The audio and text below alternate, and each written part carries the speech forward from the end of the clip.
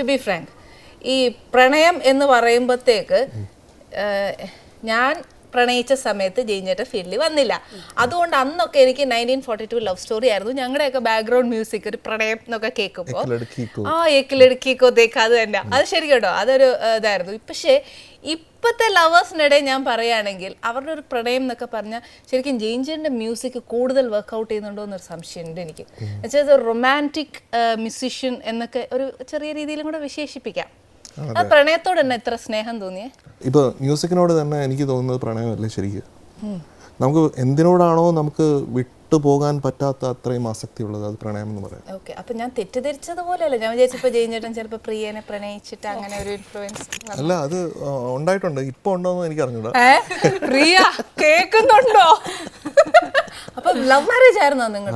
Love marriage. ഇതാരെങ്കിലും അറിഞ്ഞോ? വേണ്ട, ഇപ്പോഴാ അറിയുന്നേ. എങ്ങനെയായിരുന്നു എന്ന് പറയോ പ്ലീസ്? അതൊക്കെ കേൾക്കാൻ ഇപ്പൊ എന്റെ മക്കള് ഇങ്ങനെ ഡിസ്കഷൻ കണ്ടു കഴിഞ്ഞാൽ അവര് ഇവർക്ക് വേറെ ജോലി, പണ്ട് പഴയത് ഏതോ കാലത്ത് പ്രണയിച്ച ആൾക്കാർ. ഞാൻ പറയാം, ജയിഞ്ചേട്ടനും പ്രിയയും ശരിക്കും പിള്ളേരോട് ഒരു 101 പ്രാവശ്യം പറഞ്ഞാണ്. ഞങ്ങളോട് ഒരു പ്രാവശ്യം പോലും പറഞ്ഞില്ലല്ലോ. എന്നാ ഇപ്പൊ പറഞ്ഞു കേൾക്കാം. നമ്മളങ്ങനെ അങ്ങനെ ഒരു പ്രണയത്തിന് എന്ന് പറഞ്ഞാൽ അങ്ങനെ വേറിട്ട ഭാവമായിരുന്നു നമ്മുടെ. കാരണം അധികം സംസാരിക്കാനോ ഒന്നുള്ള അവസരങ്ങളൊന്നുമില്ല. ഇന്നത്തെ പോലെ ഫോൺ വിളിക്കാനോ അല്ലെങ്കിൽ ചാറ്റ് ചെയ്യാനോ അല്ലെങ്കിൽ വാട്സാപ്പ് ഒന്നും ഇല്ല. ഷാജി ചേട്ടനോട് ആദ്യമായിട്ട് ഇഷ്ടം തോന്നിയപ്പോഴാണ്? എനിക്കോ അങ്ങനൊന്നും എനിക്കറിയത്തില്ല കേട്ടോ. പക്ഷെ അത് കള്ളത്തരല്ലേ? ഏതോ ഒരു നിമിഷത്തിൽ ഷാജി ചേട്ടനോട് ഇഷ്ടം തോന്നി. അത് ഏത് നിമിഷത്തിലാണ്? അങ്ങനെയൊക്കെ ചോദിച്ചാൽ കഴിഞ്ഞാൽ ഞാൻ കൺഫ്യൂഷൻ ആയി പോകും കേട്ടോ. എനിക്ക് ഇഷ്ടമായിരുന്നു ഏട്ടനെ അത്. പക്ഷേ ഈ പറഞ്ഞ കൂട്ട് ഏട്ടൻ ഇങ്ങോട്ട് ഓഫർ വെച്ചാലും ഞാൻ അങ്ങോട്ട് വെച്ചാലും അതിലൊരു നോ വരില്ലായിരുന്നു. ഞാൻ തന്നെ സമ്മതിക്കാം. അല്ലെങ്കിൽ എന്നാന്നറിയോ, ഏട്ടനാണെന്ന് പറഞ്ഞാൽ ഏട്ടൻ സമ്മതിക്കോ? ഇല്ലല്ലോ. ഞാൻ അങ്ങ് സമ്മതിച്ചേക്കാം. പക്ഷെ ഞങ്ങൾ തമ്മിലൊരു ഇഷ്ടമുണ്ട്. തമ്മിൽ രണ്ടുപേര് പറഞ്ഞാലും നോ പറയില്ല എന്നുള്ള കാര്യം വ്യക്തമായിരുന്നു. അങ്ങനെയായിരുന്നു ഇവിടെ. ഞാൻ അമ്മയടുത്ത് പറഞ്ഞു ഒരു കുട്ടിയുണ്ട്, പ്രിയാന്നാണ് പേര്. ഞാൻ കാണുന്ന സമയത്ത് ഒരു പ്രേമമൊക്കെ പൊട്ടിയിട്ടിരിക്കുകയായിരുന്നു. തകർച്ചയിലാണ് പ്രിയ എണീപ്പിച്ച് വിട്ടത്. തകർച്ചയിൽ നിന്ന് എന്നെ വെരി ഗുഡ്. അതെങ്ങനെയായിരുന്നു പ്രിയ എൻട്രൻസ്? പ്രിയനെ അപ്പൊ അങ്ങനെ കാണുന്നത് കോളേജ് തകർച്ചയായിരുന്നോ? കോളേജ് പ്രേമം തകർച്ചയായിരുന്നു. അതെ അതെ. അവിടെ പ്രിയ വന്നു.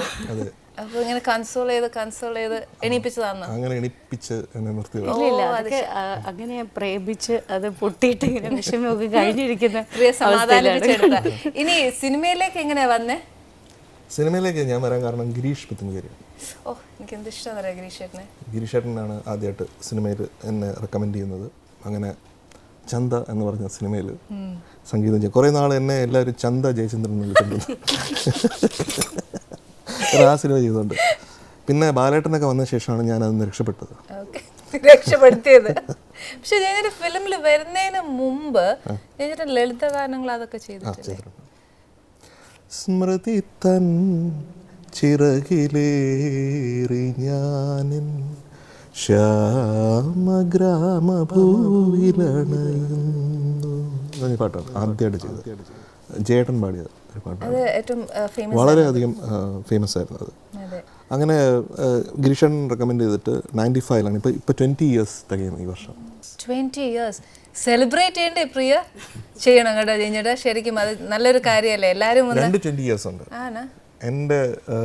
എൻ്റെ പ്രൊഫഷണലി ഞാൻ ആദ്യം സിനിമ ചെയ്തത്, അതുപോലെ പരസ്പര സഹനത്തിൻ്റെതായിട്ടുള്ള 20 വർഷം നമ്മൾ സഹനത്തിന്റെ പ്രിയ അണ്ടർലൈൻ ദ വേർഡ് കേട്ടോ. സഹനം അന്ന് സാന്ത്വനമായിരുന്നു. പക്ഷെ ഞാൻ വൺ സൈഡഡ് ആയിട്ടല്ല പറഞ്ഞത്, പരസ്പര.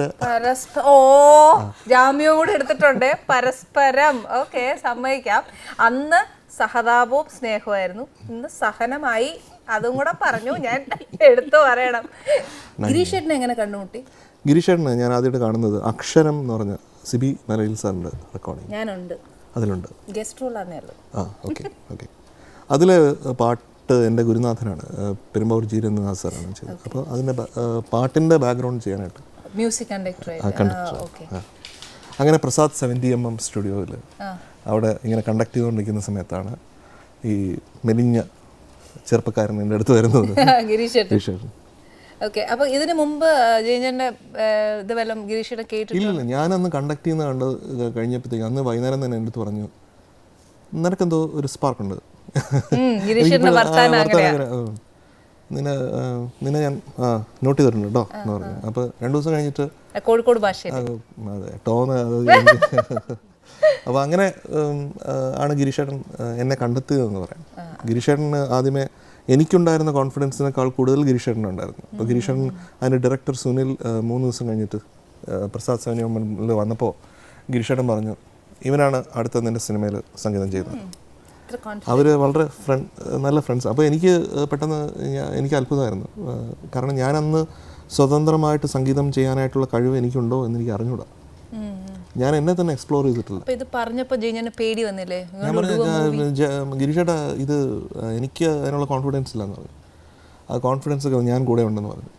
അങ്ങനെ യത്തീമിൻ സുൽത്താൻ വന്നേ, മുഞ്ചേറും മുൽത്താൻ വന്നേ, സുവർഗത്തെ സുജായി വന്നേ, ഈ പാട്ടാ.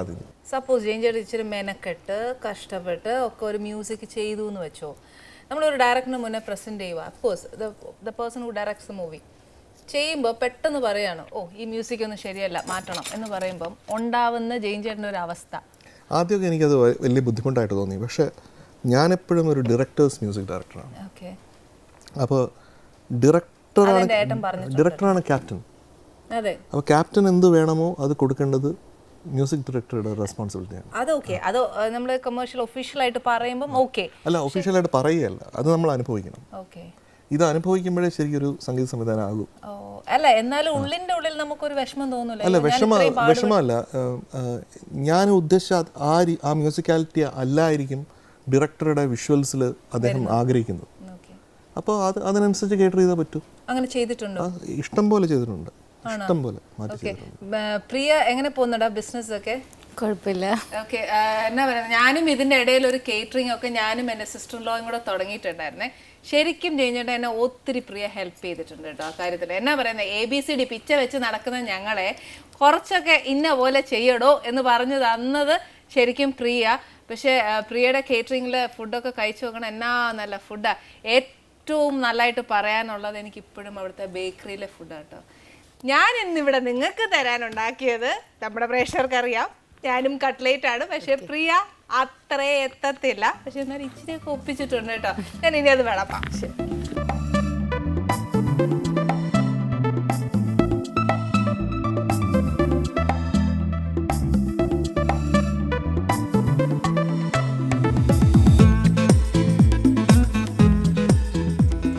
ശരിക്കും നേരത്തെ പറഞ്ഞ കൂട്ട് തന്നെ എനിക്ക് പറയാനേ, ഞാൻ എന്നെ ആദ്യം ഉപദേശിച്ച് നന്നാക്കിയിട്ട് വേണം മറ്റുള്ളവരെ ഉപദേശിക്കാൻ എന്ന് പറയും. ഇതിൻ്റെ കുറച്ച് വണ്ണമൊക്കെ കുറയ്ക്കണം തോന്നുന്നില്ലേ? ഇടയ്ക്ക് കുറയും, കുറച്ചാലല്ലേ പിന്നെ കൂട്ടാൻ പറ്റൂ. അങ്ങനെ ഉദ്ദേശത്തിലാണല്ലേ. പക്ഷെ ഞാനൊക്കെ ഈ പറഞ്ഞ കൂട്ടൊന്ന് കുറയ്ക്കാൻ നോക്കിയിട്ട് ഒന്ന് കുറയുന്നത് പോലുമില്ല.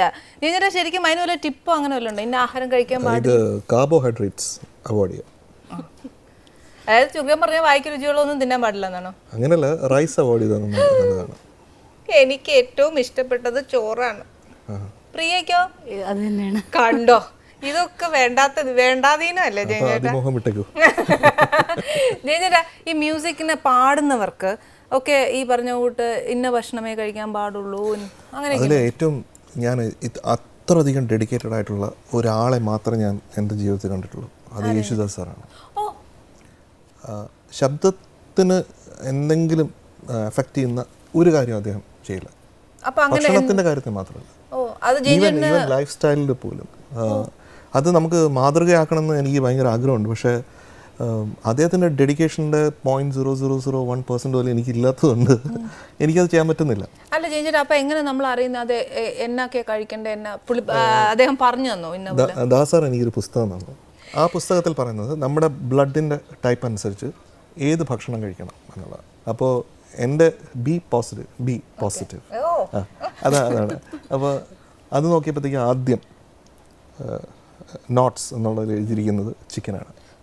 അപ്പോൾ അപ്പം തന്നെ ഞാൻ പുസ്തകം അടച്ചു വെച്ചു. എപ്പോഴൊക്കെ റെക്കോർഡിങ്ങിനാണെന്നോ അപ്പോൾ ദാസാർ പറയും, നിൻ്റെ തടിയൊന്നും പറയുന്നില്ല, നീ പുസ്തകമൊന്നും വായിക്കുന്നില്ലേ? ഞാൻ പറഞ്ഞ വായിച്ചത് മടക്കി വെച്ചിട്ടുണ്ട്. ഈയിടെ എയർപോർട്ടിൽ വെച്ച് കണ്ടപ്പോൾ ദാസാർ ചോദിച്ചു, ആ പുസ്തകം എനിക്ക് തിരിച്ചു വേണം. ശരീരം കണ്ടിട്ട് ദാസാറിനൊന്നും മനസ്സിലാവുന്നില്ല, വായിക്കുന്നുണ്ടോ നോക്കുന്നുണ്ടോ ഒന്നുമില്ല. അപ്പം അത് ഫോളോ ചെയ്തില്ല. അപ്പോൾ ഇപ്പോൾ അടച്ചു വെച്ചിരിക്കുക പുസ്തകം. തുറന്നില്ല അതിന്. എൻ്റെ ചില ഫ്രണ്ട്സിനൊക്കെ ഞാൻ കൊടുക്കുന്നുണ്ട്, വേണമെങ്കിൽ എനിക്കും തരാം. ആ പിന്നെന്താ, തീർച്ചയായിട്ടും തരും. ഞാനൊന്ന് തുറന്നു നോക്കിയിട്ട് ചോറ് വേണ്ടാന്നൊക്കെ എഴുതിയാൽ ഞാനും അടച്ചു വെക്കാം. പ്രിയ നോക്കിയിട്ടുണ്ടോ ബുക്ക്? നോക്കിയിട്ടേ ഇല്ല. ചോറെങ്ങാനും പറഞ്ഞിട്ടുണ്ടെങ്കിൽ നമ്മളൊക്കെ ചുറ്റിപ്പോവും. പ്രിയ വേണ്ട, അതുകൊണ്ട് അത് വേണ്ട അല്ലേ? ഓക്കെ, ജയിച്ചിട്ട് കുടിച്ചു. ഡയറ്റ് ഒന്നും ഭക്ഷണം ഇഷ്ടപ്പെടുന്നവർക്ക് പറ്റിയ ഒരു സംഭവമല്ല ഈ ഡയറ്റ് എന്നൊക്കെ പറയുന്നത്. സത്യമായിട്ട് എന്നെ കൊണ്ട് ഒക്കെയില്ല ഡയറ്റ് എന്നൊക്കെ പറയാം. GM ഡയറ്റ് എന്ന് പറഞ്ഞ സംഭവമുണ്ട്. അത് ഒരാഴ്ച, അത് 2-3 ആഴ്ചയൊക്കെ ട്രൈ ഔട്ട് ചെയ്തിട്ടുണ്ട്. പിന്നെ അതും അതെന്ന് പറഞ്ഞാൽ 2 കിലോ നമ്മൾ കുറച്ചിട്ട് നമുക്ക് 4 കിലോ പിന്നെ തിരിച്ചു. പ്രിയ, ഇങ്ങനെയൊക്കെ ഡയറ്റ് നോക്കുമ്പോൾ തനിക്ക് ഫുഡിന്റെ കാര്യത്തിൽ വല്ല കൺട്രോൾ അങ്ങനെയൊക്കെ തോന്നുന്നു? അല്ല, എനിക്കറിയാം നടക്കുകയല്ലേ. ഇതൊരാഴ്ച കഴിയുമ്പോൾ ഇതങ്ങ് നിർത്തും. അതല്ല, നമ്മൾ തുടങ്ങുമ്പോഴേ ഭയങ്കര സ്പിരിറ്റ് ആണ്. അതെ. നാളെ തൊട്ട് ഞാൻ ഇതല്ലാതെ വേറൊന്നും തൊടത്തില്ല, മറ്റേ മറിച്ചാന്നൊക്കെ പറയും അല്ലേ?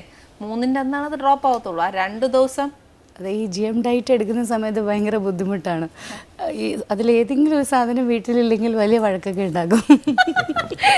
കുടിക്കും ഞാൻ കട്ട്ലേ. അപ്പം ഇപ്പം വെജ് നോൺ വെജ് അങ്ങനെ ഒന്ന് ബുക്ക് തുറന്നു? ഞാനിപ്പോൾ മീറ്റ് കംപ്ലീറ്റ് നിർത്തി, ഫിഷ് മാത്രം. അപ്പൊ ഉള്ളിന്റെ ഉള്ളിൽ എവിടെയോ ആ ബുക്കിൽ മീറ്റ് കത്തി. ചിക്കൻ ബിരിയാണിക്ക് പകരം ഇപ്പൊ പ്രോൺ ബിരിയാണി കഴിക്കുക. എന്നാലും ബിരിയാണിയുടെ ഒരു ടെംപ്റ്റേഷൻ അല്ലേ? ഇതിൽ പാല് ചേർത്തിട്ടുണ്ടോ? അതെ. ഓ പ്രിയ, പ്രിയക്കാട്ടിലും ഭയങ്കരമായിട്ട് അറിയാട്ടോ. കുരുമുളകുണ്ട് ഉണ്ട് പ്രിയ. ഇതെനിക്കൊരു ഭീഷണിയാവുന്നുണ്ടോ എന്നൊരു സംശയം. ഉപ്പുണ്ടല്ലോ. ഉപ്പല്ലെങ്കിലും ഉണ്ട്. അയ്യടാ, മെയിൻ ഇൻഗ്രീഡിയന്റ് പറയൂ. ഇത് ഫിഷ് കട്ട്ലേറ്റ്. ഫിഷ് കട്ട്ലറ്റ് എങ്ങനെയുണ്ട്? ഇത് ഉഗ്രനായിട്ടുണ്ട്. ഇതിന്റെ മീൻ എന്നാന്ന് പറയാവോ? ഇപ്പൊ ഉപ്പുണ്ടോ കുരുമുളകുണ്ടോ? ഇത് നെമ്മീനാണ്. ചീറ്റി പോയി. ഇത് നല്ല കൊഴിയാള മീനാണ്. ആണോ? ചീറ്റിയേ പ്രിയ, അപ്പൊ ചുമ്മാ ജാടക്ക് ചോദിച്ചതാണേ ഇതെല്ലാം. ഓക്കെ, നന്നായിട്ടുണ്ട്. Thank you. വളരെ നന്നായിട്ടുണ്ട്. ശരിക്കും ഞാനൊരു പാട്ട് ചേഞ്ചേട്ടൻ ചെയ്തില്ലേ, അമ്മ മഴക്കാറ്. ശരിക്കും അമ്മയോടും അമ്മയ്ക്കും വേണ്ടി മാത്രമല്ല, ശരിക്കും അച്ഛനും വേണ്ടിയിട്ടൊരു പാട്ട് ചെയ്തിട്ടുണ്ട്. ശരിക്കും അത് അമ്മയോടുള്ള പെറ്റ്നസ് കൂടിയിട്ടാണോ? ഒരു മ്യൂസിക് കമ്പോസറായിട്ട് ഇവിടെ ഇരിക്കണമെങ്കിൽ അതിന് കാരണം തീർച്ചയായിട്ടും അമ്മയുടെ സപ്പോർട്ടും അമ്മ എന്നിൽ വിശ്വസിച്ചതാണ്. അമ്മയുടെ വിശ്വാസം കിട്ടാൻ അത് വളരെ ഇമ്പോർട്ടൻ്റ് ആണ്. തീർച്ചയായിട്ടും ഏതൊരു മകനും മകൾക്കും വളരെ ഇമ്പോർട്ടൻ്റ് ആണ് നമ്മുടെ പേരൻസിൻ്റെ വിശ്വാസം ഉണ്ടാവുക. അത് എനിക്കുണ്ടായി. അപ്പൊ അമ്മയ്ക്ക് എങ്ങനെ മനസ്സിലായി മകൻ മ്യൂസിക്കിലേക്ക് ആണ്? കൊച്ചിലെ മുതലേ 5 വയസ്സ് മുതലേ ഞാൻ പാടും അമ്മയുടെ കൂടെ. അമ്മ വീട്ടിൽ പല കോമ്പറ്റീഷൻസിന് 1-ാം ക്ലാസ് മുതലേ ഞാൻ കോമ്പറ്റീഷൻസിന്, ക്ലാസിക്കൽ മ്യൂസിക്, ലൈറ്റ് മ്യൂസിക്, അതുപോലെ റെസിറ്റേഷൻ കോമ്പറ്റീഷൻസ്, അതിനെല്ലാം അമ്മയാണ് വരിക. പകല് എൻ്റെ കൂടെ. അപ്പൊ ചേട്ടന് ഇഷ്ടമല്ല മ്യൂസിക് എങ്ങനെ ചെയ്യുന്നത്? ചേട്ടൻ മൃദംഗവും പെർക്കഷൻ ഇൻസ്ട്രുമെന്റ്സ് വളരെ നന്നായിട്ട് വായിക്കും. ചേട്ടനും യൂണിവേഴ്സിറ്റി വിന്നറൊക്കെയാണ്. ചേട്ടൻ എനിക്ക് ആ പാട്ടൊന്ന് പാടിത്തരുമോ? അമ്മ മഴക്കാറിനു കണ്ണീറഞ്ഞു, ആ കണ്ണീരിൽ ഞാൻ നനഞ്ഞു, കന്നിവെയിൽ പാടത്ത് കനലെരിഞ്ഞു, ആ മൺകൂടിൽ ഞാൻ പിടഞ്ഞു. ശരിയല്ലേ? ആ ഓരോ വരികളും നമ്മളൊന്ന് ആലോചിച്ച് നോക്കിയാൽ ഒരു അമ്മയെ സ്നേഹിക്കുന്ന ഏതൊരു വ്യക്തിക്കും അതിലേക്ക് ലയിക്കാൻ കഴിയും. ഗിരീഷേട്ടന് എൻ്റെ അമ്മയെ ഭയങ്കര ഇഷ്ടമായിരുന്നു. അതുകൊണ്ടാണ് ഗിരീഷേട്ടൻ ഇങ്ങനെ എഴുതിയെന്ന് പറയായിരുന്നു. അമ്മ മഴക്കാരെന്ന് എൻ്റെ അമ്മയെ ഒരു മഴക്കാരനോട് ഉപമിച്ചുകൊണ്ട് എഴുതിയതാണ്. ശരിക്കും പ്രിയ, ആ അമ്മ ഒരുപാട് എന്താ പറയുക, ഒത്തിരി എന്നാ പറയുന്നത്, ഒരു പെൺകുട്ടി വന്നാലും ആ അമ്മ ഒരിക്കലും ആ കുട്ടിക്കും ആ അമ്മയായിരുന്നു അല്ലേ? അങ്ങനെ ഞാൻ ഒത്തിരി അനുഭവങ്ങൾ കേട്ടിട്ടുണ്ട്. അല്ല, അമ്മയുടെ വേറൊരു ഗ്രേറ്റ്നെസ് എന്ന് പറയുന്നത് എല്ലാവരോടും, അത് സ്വന്തം മക്കളായാലും ശരി അല്ലെങ്കിൽ ശരി, എല്ലാവരോടും ഒരേ രീതിയിലുള്ള സ്നേഹം. പ്രിയ ആദ്യമായിട്ട് ജയിഞ്ചേട്ടൻ്റെ വീട്ടിൽ കല്യാണം കഴിഞ്ഞ് വന്നപ്പം നേരത്തെ അമ്മയ്ക്ക് അറിയാം അല്ലേ ജയിഞ്ചേട്ട പ്രിയ ആയിട്ട് ലവ് വന്ന്? ഓക്കെ, അമ്മയോട് വീട്ടിൽ വന്നപ്പോഴേ അമ്മ എങ്ങനെയാണ് ഈ ഒരു വലിയ ബിസിനസ് ടൈക്കൂണെടുത്ത് കൈ തന്നു. പക്ഷേ ഭയങ്കരമായിട്ട് എനിക്ക് ഐ ഷുഡ് അപ്രിഷ്യേറ്റ് ദാറ്റ്. പ്രിയ ഇപ്പോഴും ആ അമ്മയുടെ പേരും എല്ലാം കാത്തു സൂക്ഷിച്ച് നല്ലതായിട്ട് ആ കേറ്ററിംഗ്, അയ്യോ ജയിഞ്ചേട്ട കഷ്ടമുണ്ട്, കാത്തു സൂക്ഷിച്ച് ഇപ്പോഴും നല്ല. അങ്ങനെയല്ല, കല്യാണം കഴിഞ്ഞ് വരുമ്പോൾ ആ വീട്ടിൽ ഫുൾ ഫുഡിൻ്റെ കാര്യങ്ങളാണ് നടക്കുന്നത്. രാവിലെ എണീക്കുമ്പോൾ തന്നെ കട്ട്ലറ്റ് ഉണ്ടാക്കുന്നു, ബേക്കറി കൂടെ ഉള്ളതുകൊണ്ട് അതിൻ്റെ പണിയെല്ലാം വീടിൻ്റെ അടുത്താണ് നടക്കുന്നത്. അപ്പം ഇത് കണ്ടുകൊണ്ടിരിക്കുകയായിരുന്നു. ഞാൻ ആദ്യമൊന്നും ഒട്ടും ഇൻവോൾവ് ആയിരുന്നില്ല ഇതിൽ. പിന്നെ കുറേ നാൾ കഴിഞ്ഞ് കുറേ സമയം കിട്ടി. അതുപോലെ ചേട്ടൻ ബിസി ആയപ്പോഴത്തേക്കും പിന്നെ വീട്ടിലൊന്നും ചെയ്യാനില്ലാത്ത അവസ്ഥ വന്നപ്പോഴത്തേക്കുമാണ് പതുക്കെ ഇവിടെ എന്തൊക്കെയാണ് നടക്കുന്നതെന്ന് ഞാൻ നോക്കാൻ തുടങ്ങി. കുക്കിംഗ് ഇഷ്ടമാണ്? കുക്കിംഗ് ഇഷ്ടമാണ്. കുക്കിംഗ് എപ്പോഴും എനിക്ക് പണ്ട് മുതലേ ഇഷ്ടമുള്ള കാര്യമാണ്. ഞാൻ ഹോസ്റ്റലൊക്കെ നിന്നെങ്കിലും ഉമ്മയുടെ വീട്ടിലൊക്കെ വരുമ്പോഴത്തേക്കും അങ്ങനെ ചെയ്യാറുണ്ടായിരുന്നു അത്യാവശ്യമൊക്കെ. അപ്പം ഗ്രാജുവലിയാണ് അമ്മ ഓരോന്നായിട്ട്, അല്ലാതെ പെട്ടെന്ന് വന്ന ഉടനെ നീ ചെയ്യൂ എന്നൊന്നും പറഞ്ഞില്ല. പിന്നെ അമ്മയ്ക്ക് വയ്യാണ്ടായ സമയത്താണ് ശരിക്കും പറഞ്ഞ് ഞാൻ ഇതിനകത്തോട്ട് സീരിയസ് ആയിട്ട് ടേക്ക് ഓവർ ചെയ്ത്. കാരണം ഒരു സിറ്റുവേഷൻ വന്നു, അമ്മ ഒരു ഓർഡർ എടുത്തിട്ട് അമ്മയ്ക്ക് കീമോ ഒക്കെ എടുത്തിട്ട് വയ്യാണ്ട് വന്ന് കിടക്കുന്ന സമയത്ത് ഒരു വീട്ടുകാർ വിളിച്ചിട്ട് എത്ര മണിക്ക് ഫുഡ് കൊടുത്തയക്കും എന്ന് ചോദിച്ചു എന്നോട്. അപ്പോഴാണ് എനിക്ക് മനസ്സിലാവുന്നത് അന്ന് ഓർഡർ അമ്മ എടുത്ത് വെച്ചിരിക്കുകയാണ്. പക്ഷേ ഈ കീമോ എടുത്തിട്ട് വന്ന് കിടന്ന സമയമായതുകൊണ്ട് അമ്മ അതങ്ങ് മറന്നുപോയി. ശരിക്കും പറഞ്ഞ ഒരു 1.5 അവറിനുള്ളിൽ തന്നെ ഞാൻ തന്നെ അത് അറേഞ്ച് ചെയ്യേണ്ടി വന്നു. പെട്ടെന്ന് തന്നെ എന്ന് വെച്ചാൽ നമുക്ക് മാറാൻ പറ്റില്ല, കല്യാണ വീട്ടിൽ കൊടുക്കേണ്ട ഫുഡാണ്. ശരിക്കും അന്നാണ് എനിക്കിത് വളരെ സീരിയസ് ആയിട്ട് അമ്മയുടെ ഒരു ഹെൽത്ത് കണ്ടീഷനും മനസ്സിലായത്. മാത്രമല്ല ഞാൻ ഈ ജോലിയിലേക്ക് കൂടുതൽ ഇൻവോൾവ് ആവണമെന്ന് എനിക്ക് തോന്നി തുടങ്ങിയത്. ശരിക്കും അവിടെ വെച്ചിട്ടാണ് ഞാൻ തീരുമാനിച്ചത് ഇത് മുമ്പോട്ട് കൊണ്ടുപോകണം എന്നുള്ള കാരണം അമ്മയ്ക്ക് വയ്യാണ്ട് കിടന്ന സമയത്തും ഏറ്റവും കൂടുതൽ അന്വേഷിച്ചുകൊണ്ടിരുന്നത് ഈ കൊടുത്തയക്കുന്ന ഫുഡിനെ കുറിച്ചും.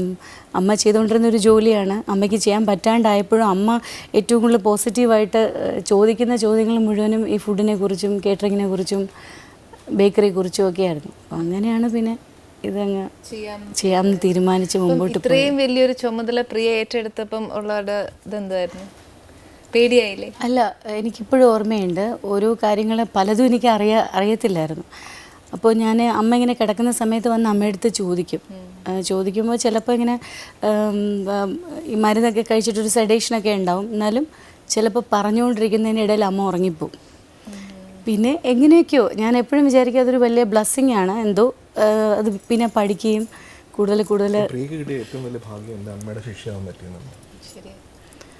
There is something very rare. അമ്മയ്ക്ക് അങ്ങനെ കൂടുതൽ ശിഷ്യന്മാരൊന്നുമില്ല. കുറച്ച് പേരെയൊക്കെ പഠിപ്പിച്ചിട്ടുണ്ട് അമ്മ പലപ്പോഴും. അത് തന്നെയാണ് ഇപ്പോഴും നമ്മൾ മുന്നോട്ട് പോകുമ്പോഴത്തേക്കും നമ്മൾ ഇത് കാണുന്നത്. It is not as a business alone. Of course business എന്ന് പറയുമ്പോൾ ബിസിനസ് ഉണ്ട് അതിൽ. പക്ഷേ മേജർ നമ്പർ 1 ഞാൻ എപ്പോഴും പറയുന്ന കാര്യം, അമ്മ കത്തിച്ചു വെച്ച ഒരു വിളക്കുണ്ട്, അത് അണയാതെ അതിൻ്റെ എല്ലാ സംശുദ്ധതയോടും കൂടി മുന്നോട്ട് കൊണ്ടുപോകുക. അതാണ് നമ്മൾ രണ്ടുപേരും ട്രൈ ചെയ്തുകൊണ്ടിരിക്കുന്നത്. ഞാൻ മ്യൂസിക്കിലാണെങ്കിലും അമ്മയ്ക്ക് ആഗ്രഹം ഉണ്ടായിരുന്ന രീതിയിലുള്ള ഒരു മ്യൂസീഷ്യൻ ആവാനാണ് ഞാൻ എൻ്റെ വഴി അങ്ങനെ തിരഞ്ഞെടുത്തത്. അതുപോലെ പ്രിയ കേറ്ററിങ്ങിലാണെങ്കിലും അത് തന്നെ വേണം, അതല്ലാതെ നമുക്കിത് വേണ്ട എന്നുള്ള രീതിയിലാണ് നമുക്ക് കാണുന്നത്. അത് തലമുറകളായിട്ട് പോട്ടെ പ്രിയ. ഇപ്പം പ്രിയ വന്ന് അത് ഏറ്റെടുത്തു, ഇനി പ്രിയയുടെ മരുമോട് വന്ന് ഏറ്റെടുത്ത് അതിങ്ങനെ തലമുറയായിട്ട് ഏറ്റവും സക്സസ്സിലേക്ക് എത്തട്ടെ. അപ്പം അമ്മ തുടങ്ങി വെച്ചത് അണയാത്തൊരു വിളക്കായിട്ട് തന്നെ അത് മുന്നോട്ട് പോട്ടെ അല്ലേ പ്രിയ? പ്രിയോട് ചോദിക്കട്ടെ, പ്രിയ പിള്ളേര് ഒന്ന് കഴിച്ചോട്ടെ? ഒരു മിനിറ്റ്. മൂത്തയാളിപ്പോൾ മെക്കാനിക്കൽ എഞ്ചിനീയറിംഗ് മാർ ബസീലിയസിൽ ചേർന്നു. ഇളയവൻ 8ാം ക്ലാസ്സിൽ. ഓക്കെ. ഏജന്റാ, നമുക്ക് AR റഹ്മാൻ സാറില്ലേ, അദ്ദേഹം ഇന്റർനാഷണൽ ലെവലിൽ നമ്മുടെ വന്ദേ മാതരം എത്തിച്ചിട്ടുണ്ട്. ജെയിൻ ചേട്ടന് എപ്പോഴാ വെള്ളം വേണം? റഹ്മാൻ